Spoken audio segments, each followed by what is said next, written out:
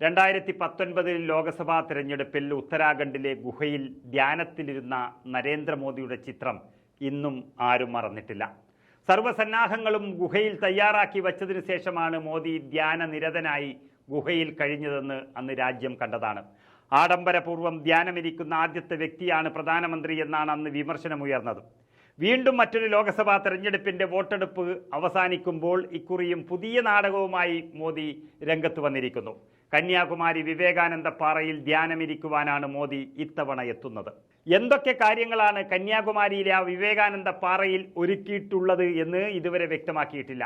5 വർഷം കൂടുമ്പോൾ അവസാനഘട്ട പ്രചരണം അവസാനിപ്പിച്ച ഉടനാണ് ധ്യാനത്തിനായി നല്ലൊരു സമയമായി മോദി തിരഞ്ഞെടുക്കാറുള്ളത്. പരസ്യ പ്രചരണം അവസാനിച്ചാലും പിന്നീടും തന്നിലേക്ക് ക്യാമറയും മാധ്യമ ശ്രദ്ധയും ഉറപ്പുവരുത്തിക്കൊണ്ടുള്ള ഒരു പ്രത്യേക തരം ധ്യാനമാണ് മോദി കഴിഞ്ഞ തവണ നടത്തിയത്.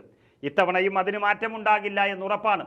വേഷപ്രച്ഛന്ന പ്രചരണത്തിന് തിരഞ്ഞെടുപ്പ് കമ്മീഷന്റെ അനുമതിയും ഉണ്ട്.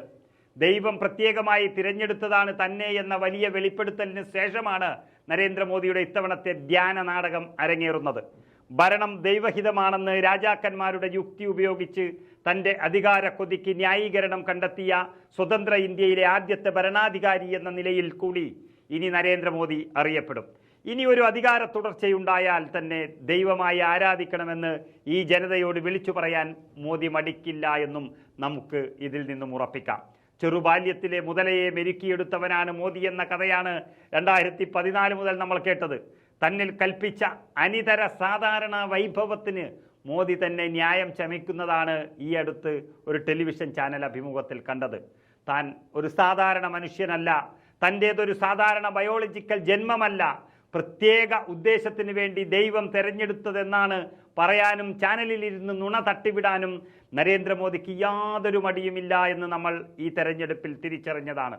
സ്വതന്ത്ര ഇന്ത്യയുടെ രാഷ്ട്രീയത്തിൽ ഏതെങ്കിലും ഒരു നേതാവ് താൻ ദൈവത്താൽ തിരഞ്ഞെടുക്കപ്പെട്ടവനാണെന്ന് പറഞ്ഞിട്ടുണ്ട് എന്ന് തോന്നുന്നില്ല.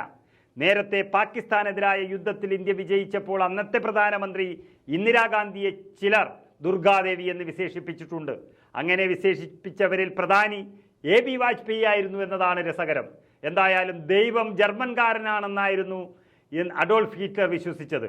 1944 വധശ്രമത്തിൽ നിന്ന് രക്ഷപ്പെട്ടപ്പോൾ ഹിറ്റ്ലർ പറഞ്ഞത് തന്നെ ചില ലക്ഷ്യങ്ങൾ പൂർത്തിയാക്കാൻ ദൈവമാണ് രക്ഷിച്ചത് എന്നായിരുന്നു.